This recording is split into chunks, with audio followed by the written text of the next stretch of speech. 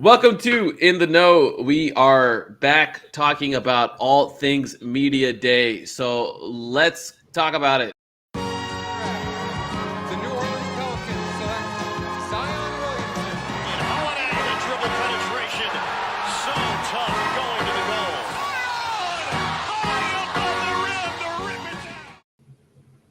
I hope I played the right music clip there. But hello, I am Shamit, joined by Jeremy and Mason. What's up, fellas?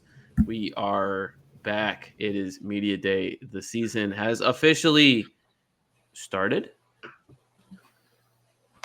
September basketball as we burn. Well, I guess it's October if you're on the East Coast. As we My burn computer's the still on midnight East oil. Coast time, even though I'm in Central Time right now. So it is October. Yes. Well, with October has started the Pelicans training camp. They held Media Day today, which we will talk about in detail. They flew out right after Media Day to head up to Nashville because their practice facility on Airline Drive is under renovations. And so they will be spending the week in Nashville. And then there is a home preseason game at noon 30 on a Monday that they somehow expect people to show up to. We will not discuss the scheduling faux pas that happened there, but let's talk about Media Day, where vibes are supposed to be immaculate. Everyone's supposed to be having fun. It's supposed to be like the first day of school or Christmas or picture day or whatever. And well, let's talk about it. Jeremy, Mason, how plugged in were you guys throughout the day in terms of the quotes and the clips and stuff coming out? And I talked about the vibes. Let's talk about any of the vibes. What have you guys picked up on a secondhand basis? Well, can we rewind that the practice facility is getting renovated right now? Correct. Didn't they have like months to do that before this? It's been happening for months. There's like a big project actually on airline. I think parts of the Saints facility is also being renovated, and they're just doing something with the cafeteria. They're doing some more space, but it's supposed to be ready by the time the regular season starts. But yeah, it's been going on for the last few months. So, like every single injury report we've ever gotten for the Pelicans is true for the practice facility now this year. It'll be ready for the regular season. Right. Oh, it's going to be one of those nights. All right. Hey, if you see me talking low, I'm not mailing it in. It's just the personal things I put on my IG. Let's go. So we'll say that was in reference to Brandon Ingram and his social media posts. And he was asked about those posts today. Just straight up asked, like, are you insinuating something about the Pelicans for your situation? He said, maybe.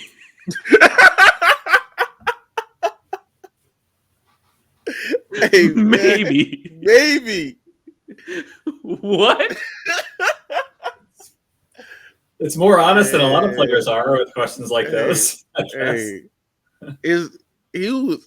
actually loved every second of it. What is value? Well, the work you put in and the people and not the contract that I want. That's not what value means whatsoever. No, you try to recover after maybe.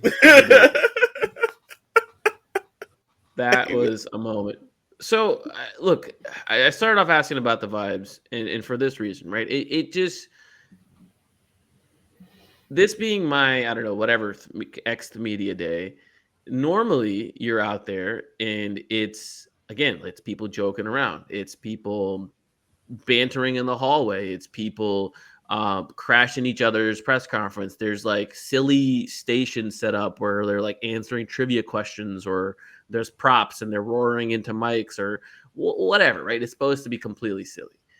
And yet there just seemed to be none of that silliness today. The vibe to me seemed, I talked about this with David Grubb.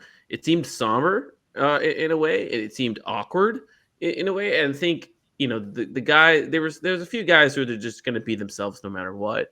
but it just seemed like the whole Brandon thing is the backdrop of everything. And it started off with David Griffin's and Bryson Graham's press conference, and they were asked pretty directly about the Brandon situation. Shout out to the guys that were just applying the pressure. They're trying to get some of the answers, and look, the answers we got were interesting. So let's talk about them. Firstly, they were asked if Brandon is at a max or nothing type situation, or is his side demanding the max and not compromising? And their reply was no. And there was a very quick follow-up from Christian Clark where he was like, well, if it's not max or nothing, then why hasn't the deal gotten done? And in a roundabout way, they said they haven't met in the middle yet. So nothing that we didn't know in terms of how these negotiations are playing out, in terms of there's a gap in what that value is. I want to pitch it to you guys first. Just what do you make of their response to those set of questions? I'm not moved. I mean, I don't know what to believe at this point, and so I guess nothing from what you just said to me is kind of like a repeat of what Griff said makes me think anything different from what we've talked about on prior podcasts. I guess that's where I'm at. So I don't even know enough to believe that's true. I just, or if the motivation is really there for the Pels to have that conversation, and if maybe Brandon's saying I'll take $1 less than the max, right? Like it's all semantics, and I just I just can't be. That piece of the whole conversation just doesn't do anything for me at this point. If they were near a deal, we'll know by now. Yeah, both that's where I am with this. There's a gap because one side says I'm worth this much because this guy and this guy got it, and the other side has said, yeah, but those guys don't have a guy at your position that we could replace you in. And that's why they got what they got.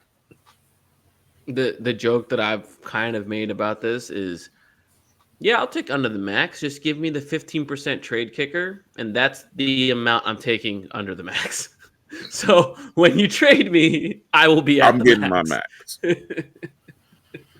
Because if you really truly sit down and analyze that statement where they said, well, he's willing to take something under a max, then you gotta assume there's some team out there willing to pay him that dollar amount under the max. I think part of the issue is the teams are like, oh, we're not giving you 30%. Now, if it's what Mason said, if it's like 29%, then maybe teams are like, there's no functional difference. We're just not going to give you that. But if it's like 27%, then I think you're starting to have a discussion where it's like, hey, 27% locked in right now. If I'm a different team, then the cap's going to go up 10% every single year. Maybe we can outpace those raises. By the time it's midway into that deal, it's going to be 25% of the cap. You could talk yourself into that. And I just, as Mason said, I just don't buy it at the moment where there's real give on Brandon's side with regards to the dollars. Yeah, and if he has just one team willing to give it to him, why should he budge? Like from his end, like if he knows there's one team that's willing to give it to him, why budge? Yeah, the reason to budge, and I'm not saying it's one that he's going to pursue, is that Shamit mentioned the discomfort, or discomfort's probably a stretch, but just like there wasn't the same kind of vibes as usual. If he feels like his role is going to be different and one that is not putting him in a position to prove without a shadow of a doubt that he's worth the max to a team out there, that could be concerning to him, his agency. But again, NBA players are optimists to a fault. And so I don't think that's something that's probably playing out in his mind at this point in time. Yeah, I was just about to say, I don't know if his on court play is gonna change one way or the other, but he's gonna feel everything I believe got me to this point, and it'll get me to the next point. And he even said it either here or somewhere else. Like he mentions that he put that out there on the record. Well, and it goes in line with his agents working to find a team that's willing to pay him, and then clearly haven't found one yet. But that's something that was reported way early on in the summer, and so Yep. I think again the things that complicate this is he's still on the team. The Pelicans are still over the tax. They will get under it. And despite the beautiful answer that CJ gave about the tax, which I thought was an incredible answer. Yeah, I was going to say talk about it later, but let's talk about it now because I think he was great when his speech, his answer to your question about the CBA and going into the tax. Oh yeah, I mean, look, he clearly he was like taken aback a little bit. It's like, oh no, like this question, and I'm sure some of the noise on Twitter's like reached him because every time any team makes any kind of cost cutting move, they're just like, oh, it's CJ's fault, and it's like it's not CJ's So fault. ridiculous. 30 owners wanted this to happen in the worst way possible, and it was willing to give up concessions in order for this to happen. Also, like, I feel like what doesn't get discussed enough, which is freaking mind blowing to me, is that his full time job is to play basketball. Like his job is not to negotiate a contract. And like I get that there's legal representation. There's legal representation there. There's legal representation with him. He's not sitting there. Him and Grant Williams aren't staring in the eyeballs of 30 owners and all their lawyers and saying, "Hey, let's draft this collective bargaining agreement." Just let us smoke weed. Yes, just let us smoke weed and get our role players some money, and yeah, we'll just do whatever you say. That's fine. That's fine. Yeah, screw the Max. Yeah, screw those guys. It's not how this went down, man. Just I think most of the noise comes from the very same people that want you to believe that Rudy Gobert is not capable of being a good defender. It's the same exact people that'll cry every single time that Rudy gets a a defensive player of the year reward, and you know who we're talking about. It's that group. You ruined my team. No, man. Be adults. Let's be adults here. Yeah. Anyways, CJ had a great answer to that, but bringing it back to the Pelicans are over the tax. David Griffin and Bryson Graham both reiterated that, being in the tax isn't the issue. It's starting the repeater clock. And so they're okay, in David Griffin's words, spending smaller assets now to protect bigger assets later. Those were the words used, which checks out if you don't scrutinize it really heavily. And then when you scrutinize it, they've spent smaller assets repeatedly, and some medium-sized assets repeatedly. And it's been a steady stream of those being spent, and it's left them with an empty war chest. That war chest is done. So it's there's no more war chest. And the Brandon situation is that, if you trade him, you hope to get under the tax. If you let him walk, you hope to get under the tax because you've got to pay Trey Murphy. And I think the players understand that. I think the players understand the reality of all of this is going to happen at some point this season. I could be cool with DeJounte. I could be cool with Trey. I could be cool with Herb. All these guys are here to replace me in one way, shape, or form. And they're all getting extensions when I'm on my expiring contract. And I don't think he's, taking offense to the players more so as I got to get mine one way or the other. Sure. And I don't see anything wrong with that. Yeah. The funny thing, a funny quote when asked about Brandon not attending the voluntary workouts, David Griffin gave the reason that Brandon was not physically where he needed to be to attend those workouts, and so attending those workouts would become more about what he couldn't do rather than just letting the guys enjoy themselves out there, which I have a doesn't question. make. Yeah, go for it. Didn't they also mention that Pelicans coaching staff was with him throughout the summer? They did. So I don't know how those. So, anyway, Mason, you have anything to say on this? I mean, I feel the same way. Like, especially that man. Like, if he wasn't ready, like in a year that's so important for him to get paid in his next deal, yeah, that's horseshit. Well, like, they're just making up excuses for not being there. Brandon made it sound like it took a good portion of the summer to come back from whatever knee thing that was going on that was ailing him in the playoffs, which, if true, is unfortunate. But he was asked if there was any procedure done, and he said no surgery. It's unfortunate, but so you're telling me that he played in the playoff? Like, I don't know, man. There's just like so many things that just like with that statement where it's like they don't really check out, and it's like if they did check out, like it means something else is deeply problematic, and it's just like it's. I felt like everybody is trying their best to like put on this front of like everything is okay, we're okay, it's gonna be all right, and it's just meanwhile it's the dog sitting in the flames with the coffee mugs. This is fine. Let's talk about positive things like Zion's playlist. Let's talk about it. I too wonder why Not Like Us wasn't on it. But other than that, like it was refreshing to see him being basically drama free and just talking about basketball and how his summer went, as opposed to this contract, or how did you have to rehab during the summer, and seeing him just talking about basketball in year 6 was a positive sign for me. I think one thing people should recognize by now is don't ask that man about playing center.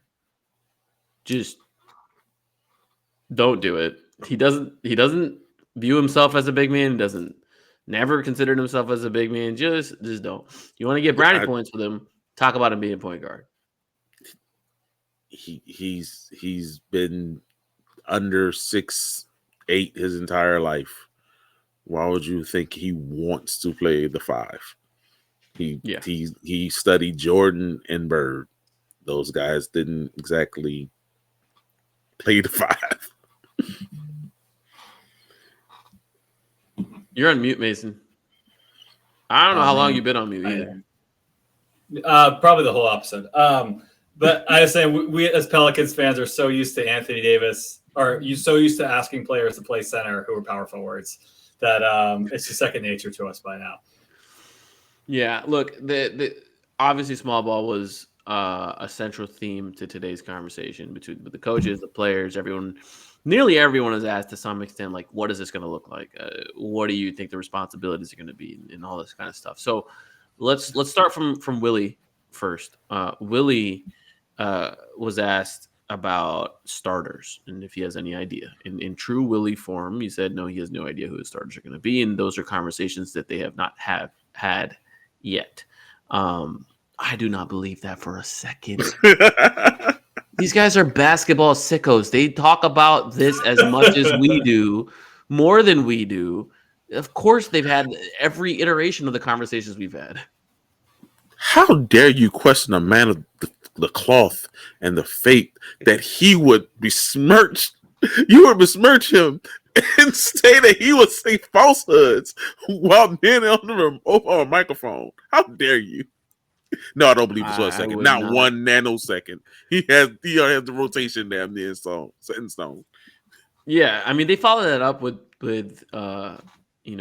is he dead set on starting a traditional center? And he said, no, I'm not dead set on that. Which, do you take that as more of him just like, again, like keeping his cards close to the chest? Or do you take that as like he's genuinely considering trying out a small lineup to start games?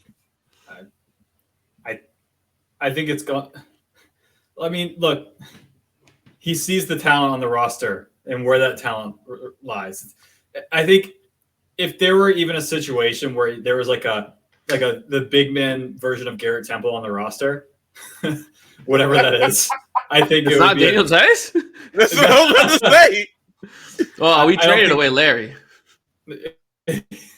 Yeah. So I think that this would be a much easier conversation or much easier decision for Willie. But there's no one that you can definitely say that's our starting center. Like there's no one on the roster where you feel confident about saying that. And so therefore, Willie said what he said. And so we'll see what actually comes to pass. But yeah, like you can't look at the Pelicans roster and say, yep, I'm definitely going to start a center and play that guy a lot of minutes. And so I'm keeping your options open is the only thing that he should be doing at this point. Yeah, and the Larry minutes and the tinkering with Brandon Garden Fives in the Cavs game does give me a small glimmer of hope that he will be innovative and just start his 5 best players. But I'm 100%, I'm like 98% sure that Daniel Tice is going to start the first 10 games. No, go for it, Mason. I was going to ask you, like, Shamit, did you get a sense that there's an openness to being versatile in the starting 5 depending on the matchup, or what do you think? Yeah, I think Willie was asked about that, and he kind of like downplayed it, and he's like, "Yeah, we might, but I kind of like having my group." I think that like the sum of that was basically like, "Yeah, like I hear you, but like I like having my 5." Even though he switched it up in the second half all the time. Right? Yeah. Got to start the same though. Hey, Either way, look, I think there is at least a genuine willingness to entertain this concept from him. I think there are a lot of people on his staff and in that building that want him to entertain this, including players. So it would be kind of irresponsible not to listen to people that work with you and their opinions, and I think he will. I hope as camp plays out, they not only do they like come to the conclusion that's what they need to do, that is actually what ends up being the best decision too. Like you can come to that conclusion and try it, and then when games start, you're like, oh shit, this doesn't work at all. Like I gotta change this, right? I hope not only do they reach that conclusion and that conclusion ends up being the right one. What I am a little bit scared about is he's like, yeah, I'll go small.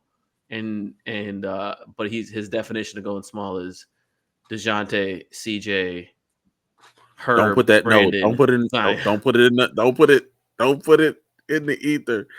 I was gonna ask, with the West getting slightly smaller over the weekend, do you think that has any bearing on him just throwing out the wings plus DeJounte? Or the wings plus Zion, if you want to think of DeJounte as a wing? I mean, I don't. I think if I'm a decision maker, would I take that into my decision making process? No, because the way I'm making my decision is what is on my roster, how our team's going to guard me, right? And I don't necessarily think that's how everybody thinks, and I'm not saying that's the right way to think. Some people are going to think, how am I going to guard them? And I think I'm speculating, Willie may fall into that camp. And so with him, that may play a factor, right? Like, okay, well, Zion can guard Rudy, whatever, or Herb can guard Rudy, whatever. Like, if Rudy's posting us up, we're chilling. Yes, we've already won the matchup, right? So it's like I am, man. So it's what just Jokic in the West that you're like. I mean, AD's a big. Jokic, AD, depending on how you feel about Sengun. I still remember that game where we had no bigs that were active, and he just cooked us for the 48 minutes. I was at that game. Yeah. I mean, even OKC has the ability to just pound you now just because of Hartenstein and Chet and Sabonis is good. Well, I mean, Sabonis is big, but Sacramento still isn't, quote unquote, a big team. Well, yeah, and you can now. I mean, with DeMar out there, like you can shrink the floor a lot against Sacramento. So, man, I mean, yeah, I would hope that they would continue to start small. Certainly, again, just the theme of today was one way or another going to play a lot of small ball. Whether or not they started, they're almost definitely that's the way they're going to close. They're certainly going to play a lot of minutes. Willie didn't want to talk about who his starters were. Trey Murphy, who I think all of us have advocated to be a starter, when asked, "Are you a starter?" He said unequivocally, with no room for wiggle, "I am a starter in the NBA in any situation. Not just on this team, not just on any. I'm a starter, period." And then he was like, "But I understand. I don't make those decisions. I have been there before where I think I should be starting, but I will continue to do my job. Whatever, the professional answer." But he said, I'm a starter. That deal has not been signed yet. We've talked about it. Where are you guys at with Trey declaring that? And you think it's going to reach the coaches? Define reach. Are they So going? pretty sure it got there pretty fast. Implement. Are they going to implement it? Yeah. Does it coaches as though it only one guy it needs to reach? Like it could reach Borrega or Collins, but if it doesn't reach Woody Green for whatever reason, and if he's gonna look at the numbers, I just don't see how you have to put Trey and Herb together for as long as possible with your best players. But Brand's gonna shoot more threes, man. Brand's gonna shoot get more him up. threes. Man, gonna get him up. You guys are touching on some great topics. So we talk about Brandon first. Talk about her, bring him back. Brandon, we asked Willie. I asked Willie. He needs to take more threes. Essentially, I was like, "How are you going to help him achieve those goals?" He was like, "Bi, get them threes up." So he was just like pandering. Oh yeah, he just leaned into the mic and it was just like, "Bi, get them threes up." And yeah, look, I think everybody in the org at this point has said something to the effect of Brandon needing to take more threes, including Brandon Ingram himself. So whatever needs to happen just needs to happen. And clearly I don't know what that is. They got him a point guard. He said a point guard is the reason why he took more threes. He has a point guard. Whatever it takes. So, but back to the guy who actually takes threes. You mentioned about the Trey and Herb and combo, the duo. I made sure to ask Willie about that because I knew he wasn't going to answer about the starting stuff. You're just not going to get a real answer. So I thought I could be a little bit clever and ask him. I heard you. And ask him something that I thought would be pertinent. And the way I framed it was, look, these two guys have been here as long as you have. And when they're on the court together, their net ratings are incredible. Like they're just outscoring opponents. So like what do you need to do to make sure they get as many minutes as possible together? Pretty open-ended question, right? And you can take it a number of ways. And Willie just masterful dodging of the question. Masterful. He was just like, we'll play them as many minutes as we need to.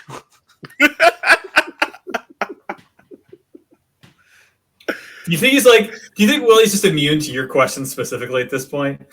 And just knows like I whatever this man asks me, I cannot possibly respond with the straight answer. I'm gonna have to tap dance. And so he's just ready.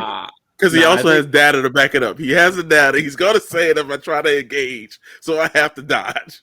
I think that's just how Willie operates with everybody. I think Willie does a very good job of not saying anything that will make a headline, because headlines can be taken in any number of ways. So he'll just whatever the most neutral, safe, uninteresting thing to say is.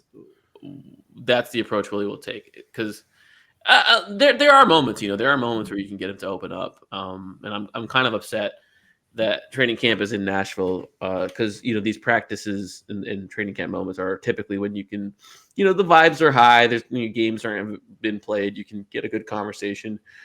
But yeah, like on media day, good luck, man. Good luck.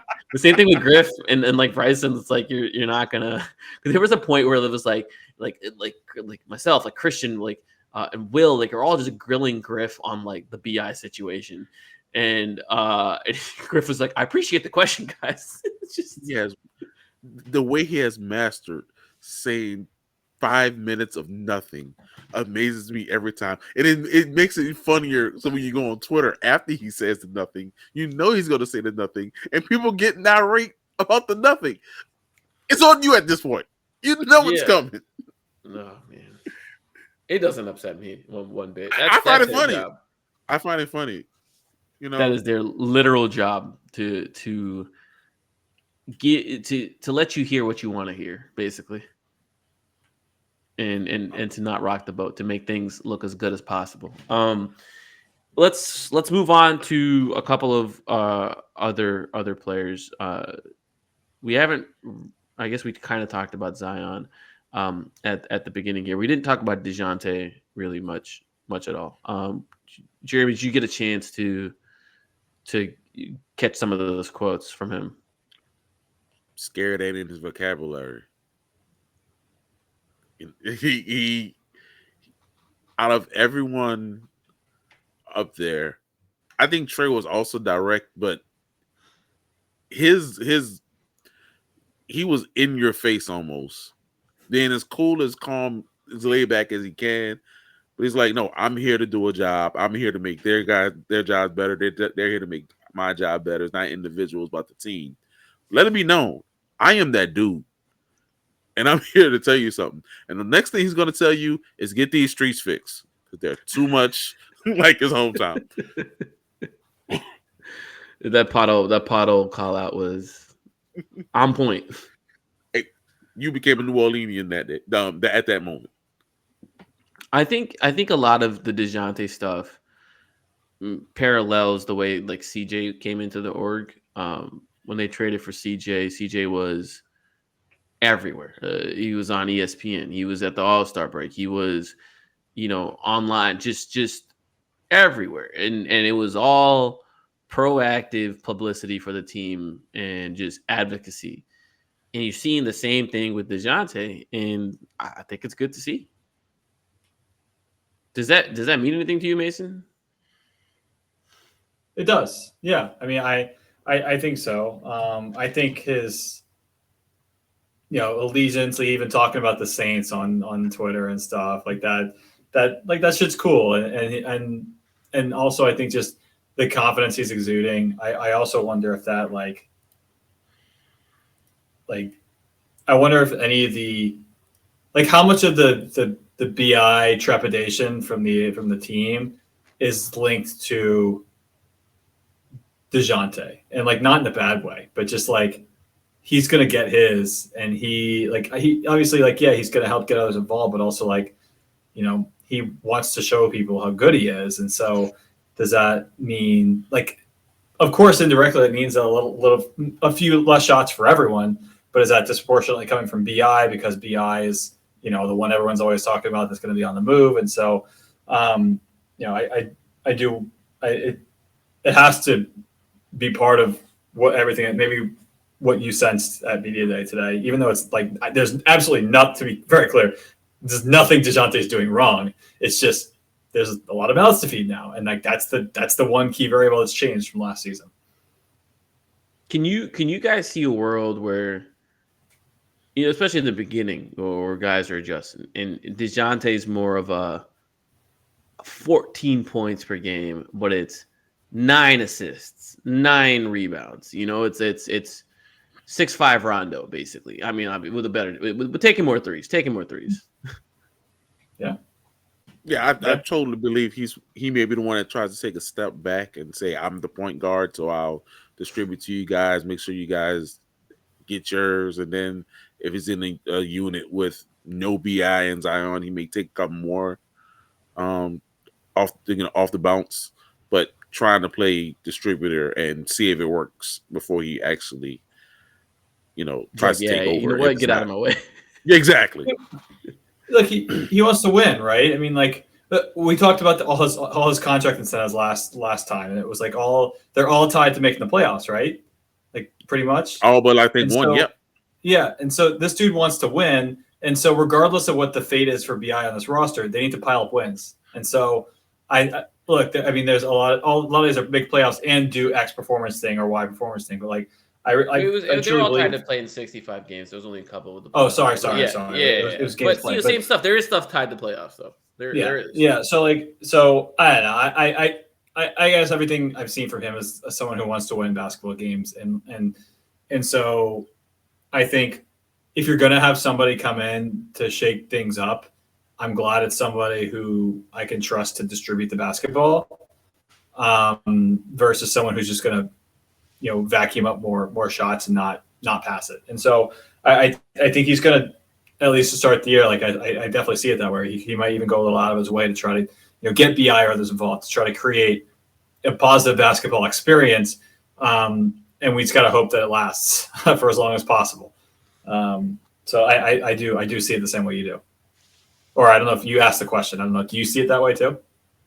Yeah, look, I think not only on the offensive end, but I feel like you might see him buying in or just exerting more effort defensively just because he doesn't have to take 20 shots a game. He doesn't have to be the person that's got to make every single decision, face every single coverage by himself. So if it's just, okay, I'm scaling back my responsibilities a bit, but I'm going to be fucking excellent in the responsibilities that I do have.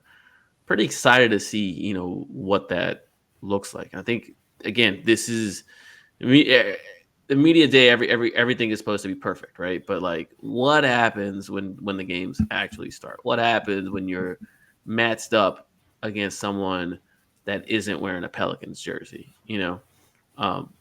That is what I'm most excited to see. And man, that first preseason game is at 12:30 on Monday.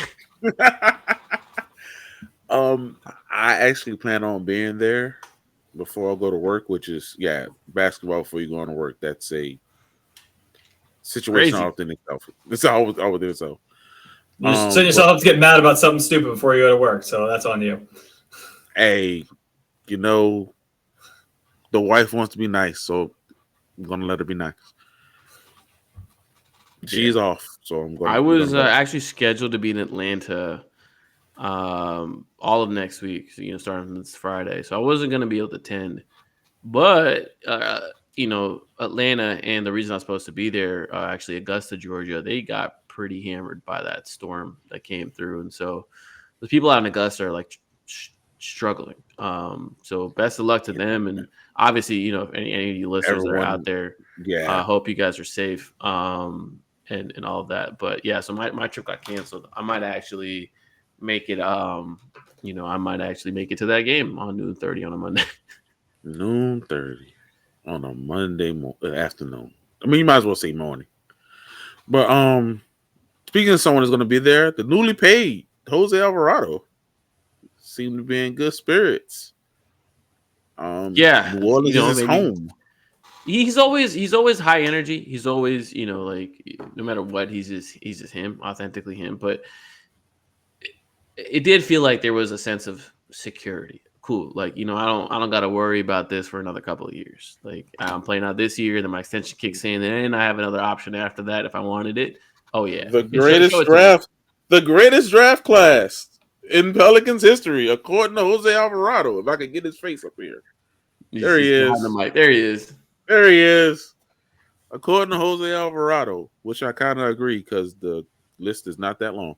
Here's a question. Would you trade that draft class for Chris Paul? That's how I toggled back and forth. Would I trade it for Anthony Davis? Would I trade it? Yeah. Would you trade it for Zion? Would I trade it for Zion? And the answer to Zion is no, because we're living through it. Sorry, I need the consistency of the three over the inconsistency of one. The Anthony Davis, Darius and Rivers class because of getting a 2-time first team All NBA guy. I would probably do Anthony because I probably do Anthony Davis because your you team will can be do so much. DeJounte, Yes. CJ, Brandon, Zon, AD. That's a crazy team. I literally had that in my notes app with the Jose 2021. It's those two. It is those two that I would contemplate. But in terms of hitting on every single draft pick and production relative to the draft slot, it is by far the best draft class. Yes. Yeah. There's nothing close. Congratulations Like on the nothing. deal. There's nothing remotely close. Wait, like if we take away the number one picks, like David West, maybe like that's probably the best pick, right? If we take away the 2 number 1 overall picks, there aren't many first round picks available. Well, not even second. But you're right. Yeah, obviously. You know right, what I'm saying? That's but I that's think the other part of this. like it's probably David West, right? 18th pick in the first round or something like that. Like that's for what he ended up being. That was fantastic value. I can't even think of another. I'm sure there is one. Like Marcus Thornton was fine for a couple of years. But like, if you're using semantics, Marcus Thornton, those are Darren Collison that year. They were the same draft class. I was like, everyone was just like, man, these guys are going to be crazy good. And, but if I'm Jose, I'm using semantics. Those guys are Hornets. The Pelicans started in 2012. You're right. 2012. So, I mean, I don't count those guys. It's Anthony Davis on forward, and there aren't that many good selections. No, even like Buddy's was 6th, and he was here for half a season. Seriously, though, what is the best second round pick we've ever this for whatever team in New Orleans since 2002 has nailed? It's Herb Jones. It's Herb. It's Darius Miller, and Marcus Thornton as a Hornet. And Brandon Bass. That's another Hornet. So like if you're going just New Orleans, Herb still. He has a first team all defense. No, it's obviously Herb, but I'm just trying to think, like, what are the remotely like, good second round picks have we ever had? And I can't really think of that. And that's how Diallo. Again, that's how I Frank Jackson. It is insightful to rise when you go to that list. Pierre Jackson. And like I say, Trey isn't the best first round pick, but you get Herb and you get Jose undrafted. And that's a home run. It's a home run. That's how you keep jobs. Have a draft class like that. I mean, so literally, it's the major reason why they're in playoff contention. Those 3 guys. Yep. Yes. Look, I just want to bring it back to media day. I'm trying to think of any other like standout stuff. Sadly, there weren't that many like quotable, remarkable moments. Obviously, there were a few. I disagree. Yves Missi watched the Saints for 2 weeks and then didn't watch anymore because he said they were good. So shouts out to him to try to cater to both the fan base and his employer, but no. That was an interesting one. One I didn't realize this, but none of his family is here. He's like a 19-year-old, 20-year-old just by himself in a different country. Like just by himself. Like because they asked him like, what kind of support system? He's like, it's just like my teammates and my, the people around the team. It's just like none of his family. Like that's insane, man. Like you shout out Yves Missi. Yeah, that's an endeavor I could never embark, man. I don't want to be without my family for a couple weeks, and he doing it to be a support system for everyone. That's pretty dope. Yeah. I mean, that's shout out him. I hope the Carlo was actually a fun interview. He shouted out the crazies. He seemed like he was having a good time and taking in the fun of media day.